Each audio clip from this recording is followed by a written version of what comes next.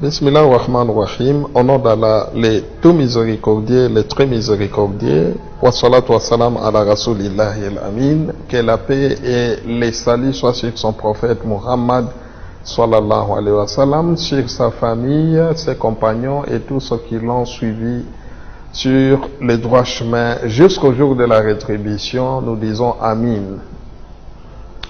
Nous avons parlé la fois passée d'un sujet très capital que nous n'avons pas eu malheureusement suffisamment de temps pour décortiquer dans de plus grands détails ce sujet. En fait, nous avons parlé de la tolérance en islam. En fait, c'était une introduction à laquelle nous avons invité les téléspectateurs de suivre avec beaucoup d'attention parce que notre religion ne cesse d'être victime de vindictes ou, si vous voulez, de venin inoculé par les ennemis de cette religion que nous appelons les zélateurs de l'islamophobie, qui ne cessent de déployer des efforts pour ternir l'image de cette religion. Nous demandons à Allah de nous protéger contre les maux de tout cela. Nous parlions de la tolérance en islam. Nous avions dit que cette tolérance découle du verset révélé dans la sourate Mumtahana, l'éprouvé, dans laquelle Allah dit: Allah ne vous interdit pas d'être bienfaisant à l'égard de ceux qui ne vous ont pas combattu, ni lutter pour votre expulsion, ou qui ont carrément lutté pour vous expulser, qui n'ont pas comploté, disais-je, pour vous expulser de vos demeures. Soyez bienfaisants envers eux, car Allah aime les bienfaisants. Il en découle de ce verset deux vertus très capitales, ou si vous voulez deux vertus très importantes. Il s'agit de la bienfaisance premièrement, et puis la bienfaisance, disais-je, et puis la justice. Nous allons examiner le premier point. Évidemment, nous allons commencer par là pour entamer le deuxième. Le premier, disais-je, c'est la bienfaisance. Allah ne nous interdit pas d'être bienfaisants à ceux qui n'ont pas concouru, ceux qui n'ont pas participé, ceux qui n'ont pas comploté contre notre expulsion.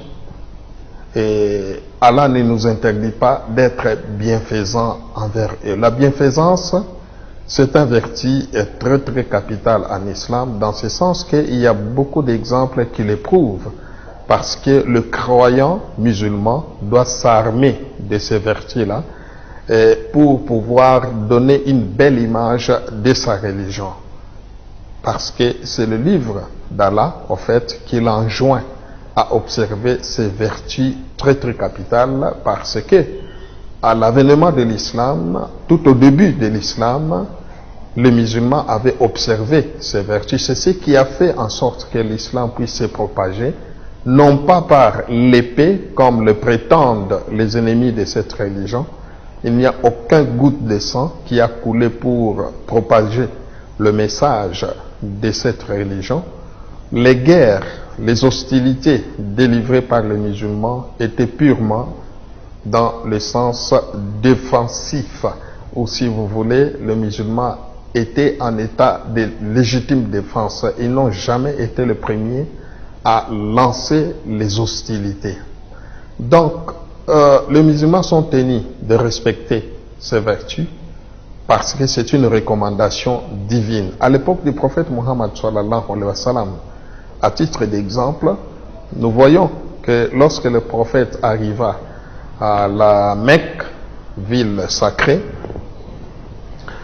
Asma, la fille d'Abu Bakr Siddiq, est venue trouver le prophète Muhammad sallallahu alayhi wa sallam pour lui dire ceci: ô prophète d'Allah, ma mère est venue de Médine, l'illuminée. Elle est venue pour me rendre visite.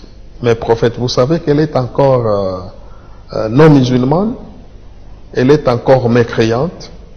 Dois-je la recevoir ou refuser de la recevoir ou de la renvoyer carrément?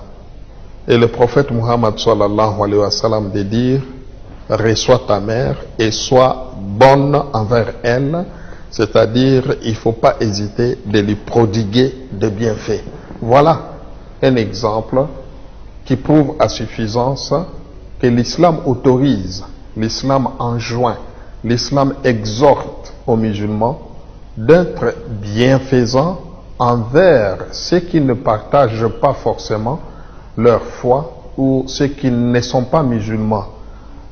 Allah ajoute en disant, ô croyants, soyez assidus dans la prière, soyez stricts dans votre comportement, que l'animosité envers un peuple ne vous incite pas à être injuste.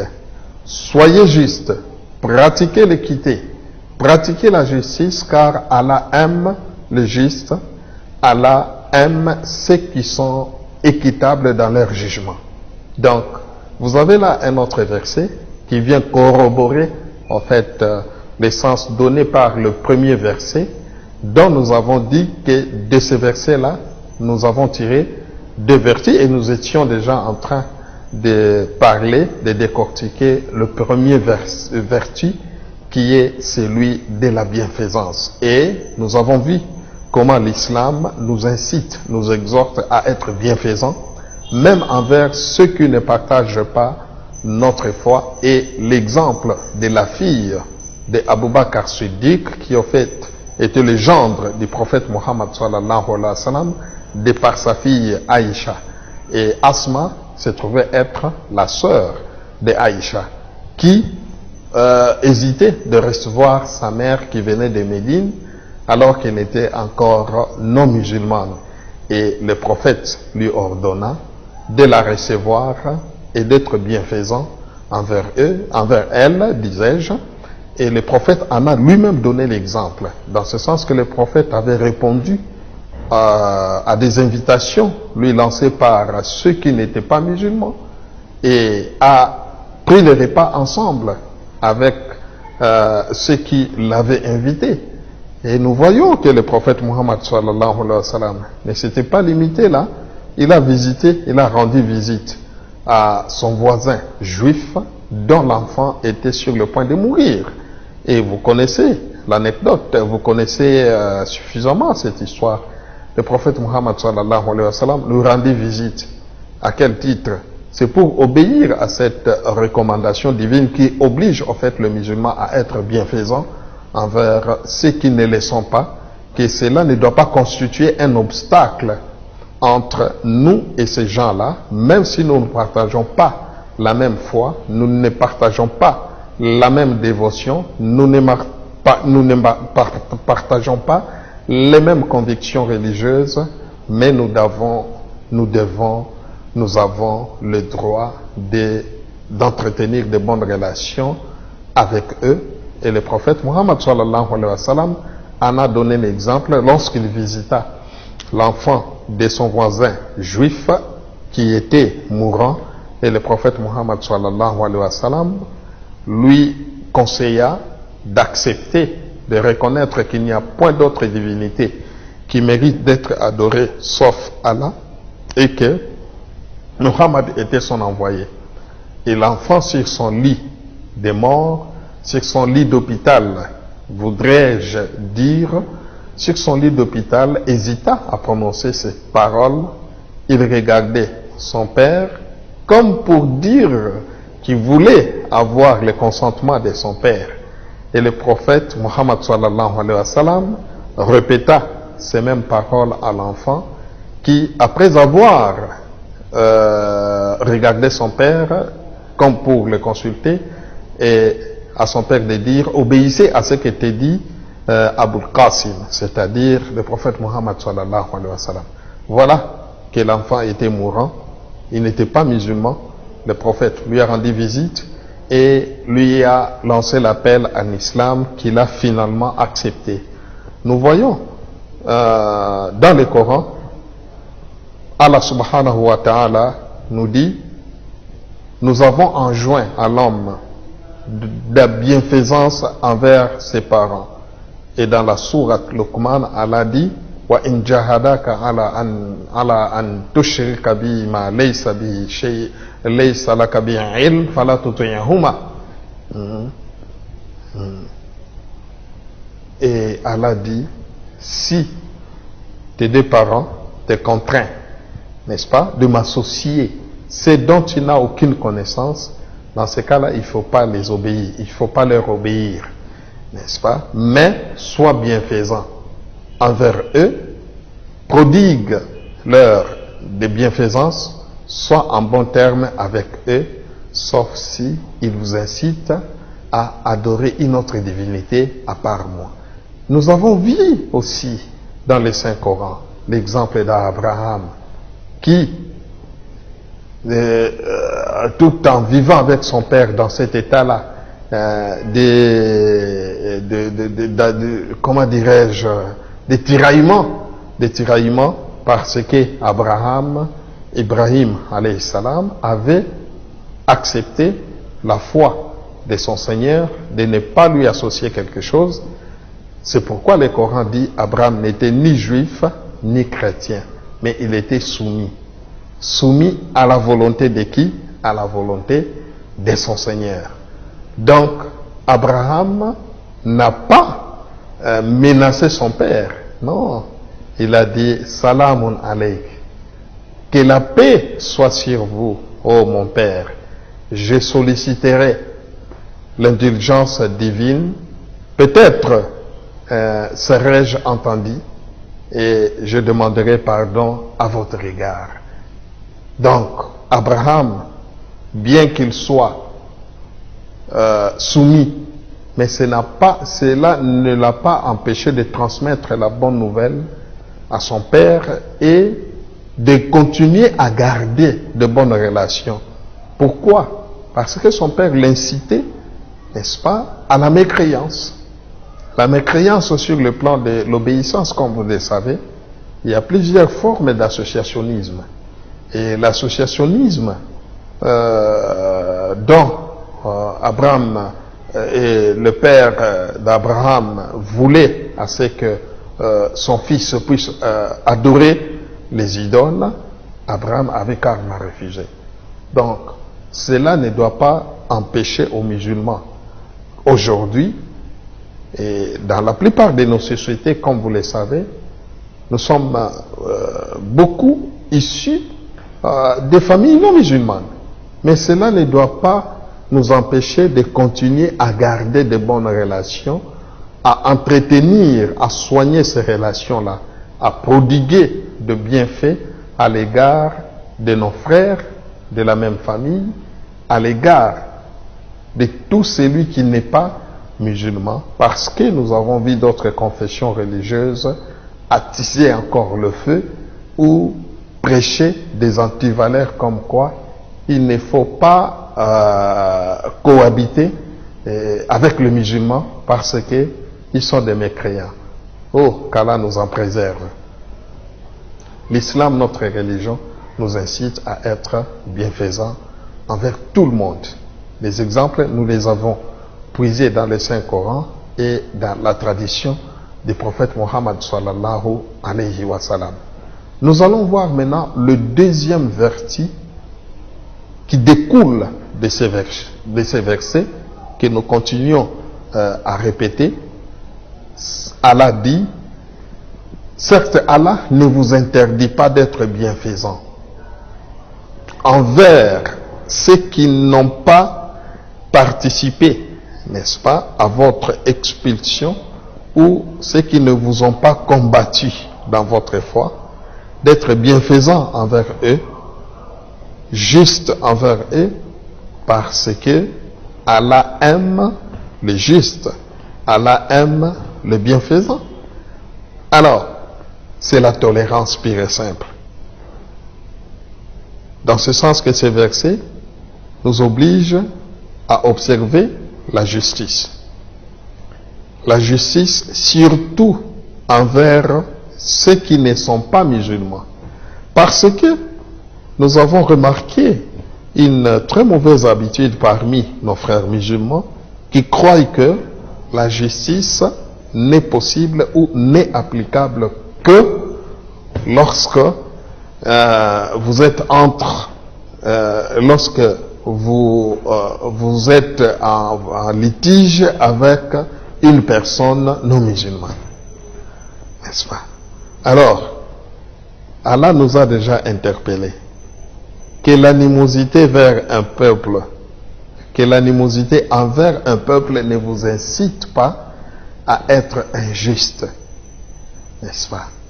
Parce que cette animosité-là, c'est vraiment un mal très capital, dans ce sens que ça peut pousser naturellement l'individu à méconnaître les droits des autres, n'est-ce pas, à refuser la raison des autres, n'est-ce pas. Allah nous a déjà interpellés en nous disant que cela ne doit pas constituer un obstacle à pratiquer la justice. Soyez justes parce que Allah aime les justes. Que cette animosité-là ne vous incite pas à être injuste. Pratiquez la justice. Nous avons l'obligation de pratiquer la justice vis-à-vis des non-musulmans, vis-à-vis des gens qui ne partagent pas notre foi. Les exemples, comme il est des coutumes, nous les voyons à l'époque du prophète Mohammed sallallahu alayhi wa sallam, n'est-ce pas? À l'époque du prophète Mohammed sallallahu alayhi wa sallam, celui-ci avait toujours pratiqué la justice. Et les Sahaba ont hérité, n'est-ce pas? Ont copié ces modèles. Parce qu'Allah dit dans les Saint-Coran, certes, vous avez dans le messager d'Allah un exemple, n'est-ce pas? Un bel exemple pour celui qui aspire à rencontrer son Seigneur le jour du jugement dernier et qui fait beaucoup de méditation, qui fait beaucoup d'oraisons. Notre modèle, c'est le prophète Mohammed sallallahu alayhi wa sallam. À l'époque de Omar bin Khattab, il s'est passé un incident malheureux entre le fils du gouverneur Amr bin As, qui était nommé par Omar bin Khattab. Il était gouverneur où? En Égypte. Il s'est fait que un copte dont l'enfant avait participé au concours, avait participé, n'est-ce pas, à la course avec le fils du gouverneur, c'est-à-dire Amr bin As. Alors naturellement, dans une course, il y a toujours un vainqueur et un vaincu. Il se fait que le copte a battu les fils du gouverneur à la course. Alors le fils du gouverneur, mécontent qu'il était, a giflé le copte. Alors le copte s'est ressaisi. Le père de ce copte-là s'est dit, je sais que les musulmans sont des gens honnêtes, sont des gens justes. Il a fait le voyage de l'Égypte jusqu'à Médine pour aller voir le chef suprême des musulmans, ou si vous voulez, le calife du prophète Mohammed sallallahu alayhi wa sallam, Omar bin Khattab. Après lui avoir raconté cette histoire, cette anecdote, et sur les champs, Omar bin Khattab a fait venir de toute urgence le gouverneur Amr bin As, accompagné de son fils. Et après s'être rassuré de ce qui s'était passé, effectivement, et Omar bin Khattab a dit au fils de ce copte-là de gifler le fils du gouverneur comme il l'a fait. Ce qui fut fait. Et Omar de prononcer des paroles qui sont devenues ici qui sont devenus à nos jours une référence.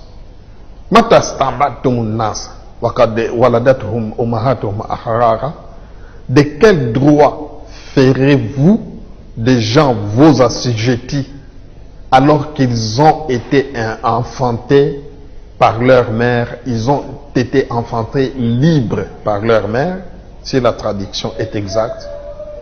C'est-à-dire, Omar bin Khattab s'est rébellé. Il dit, mais comment? De quel droit ferez-vous?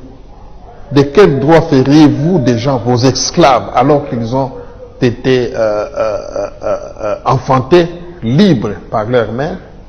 Donc c'est inconcevable. Ce n'est pas parce que tu es le fils du gouverneur. Ce n'est pas parce que tu es le fils du président.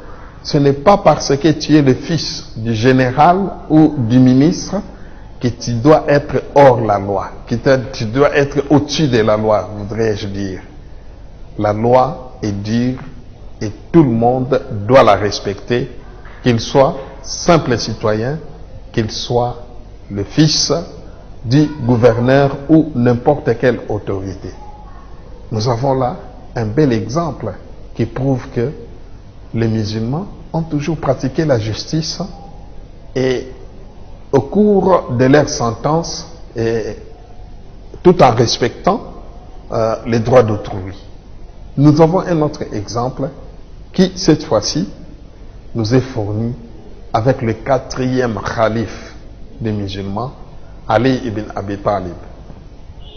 Ali ibn Abi Talib avait participé à la bataille de Siffin et au cours de cette bataille, il a fait tomber sa cuirasse, n'est-ce pas? Et un juif avait ramassé cela.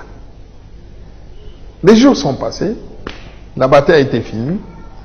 Un jour, Amir, c'est-à-dire Ali ibn Abi Talib, il voit cette cuirasse entre les mains d'un juif. Il ne s'était pas dit, puisque je suis Amir, puisque Amir, c'est-à-dire comme président de la République, ce n'est pas parce que je suis président de la République que je dois arrêter ce monsieur et l'acheminer directement au cachot ou à la prison. Qu'est-ce que le président, l'amir des musulmans, a fait? Il est allé carrément porter plainte, n'est-ce pas, à la Cour suprême. Il est allé porter plainte au juge, à la Cour suprême de cette époque-là, évidemment. Et le président a convoqué, n'est-ce pas, le président de la Cour, si vous voulez, le magistrat a convoqué l'intéressé. Parce qu'il pesait encore sur lui des suspicions, parce que le prophète dit, l'accusé est présumé innocent jusqu'à ce que sa preuve de culpabilité soit établie. N'est-ce pas? C'est ce que nous pouvons, de cette manière-là que nous pouvons traduire. Al-Muttahim yu'tabar bari hatta yuthbita idanata. C'est un principe cher aux juristes qui dit que l'accusé est présumé innocent jusqu'à ce que sa culpabilité soit établie. Alors, nous avons vu, le litige était porté devant le juge. Et le juge, après avoir auditionné les deux parties, c'est-à-dire après avoir auditionné les juifs et le président de la République, s'il vous plaît, les khalifes des musulmans, le juge prononça son jugement en toute impartialité. Il donna raison aux juifs. Parce que toi, Amir, tu devais prouver qu'effectivement cette cuirasse-là te revient. Parce que ça se trouve entre les mains de ces juifs-là. Le juge n'a pas dit qu'écoutez, puisque celui-ci est un juif, celui-ci c'est notre président de la République, j'ai été nommé par lui, tout ça, je dois lui faire des allégeances, je dois lui faire plaisir en lui donnant raison. Non, le juge avait prononcé son jugement en toute équité. Il donna raison aux juifs. Et sur les champs, les juifs s'est converti en islam. Il dit vraiment c'est là une sentence des prophètes.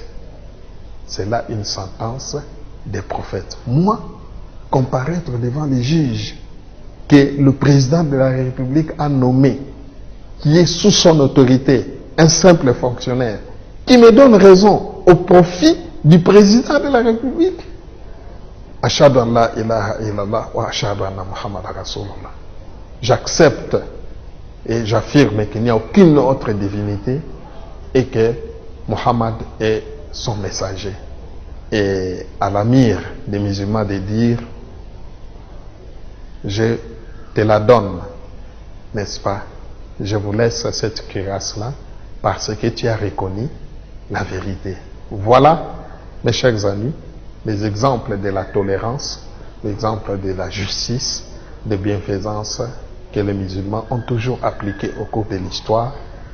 Et nous devons profiter, nous devons tirer les leçons de tous ces faits-là pour réajuster notre comportement de manière à ce que les gens sachent qu'effectivement l'islam, ce n'est pas les actes terroristes qui se commettent par-ci par-là, mais c'est une religion universelle qui prêche les vertus de la tolérance, de la justice et de l'équité. À nous revoir au cours d'une prochaine émission. D'ici là, portez-vous bien. Nous vous disons Assalamu alaikum wa rahmatullahi wa barakatuh.